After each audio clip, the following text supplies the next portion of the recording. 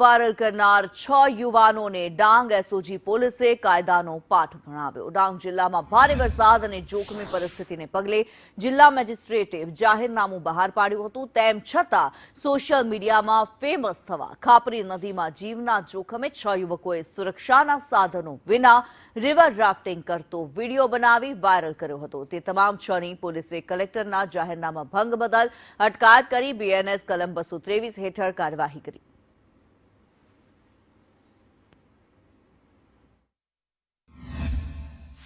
6 લોકોની એક video viral થયેલ હતી અને આ વિડીયોમાં જે 6 લોકો છે પોતે એક બોટ બનાવીને અને રિવર રાફ્ટિંગ આપણી પાસે કે સર્ટિફાઈડ છે અમે લોકો આવી રીતે રિવર રાફ્ટિંગ કરતા હતા।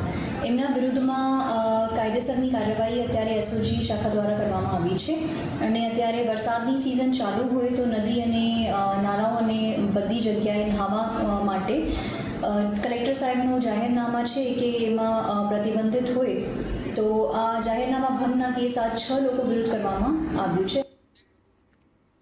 જૂનાગઢમાં સ્થાનિક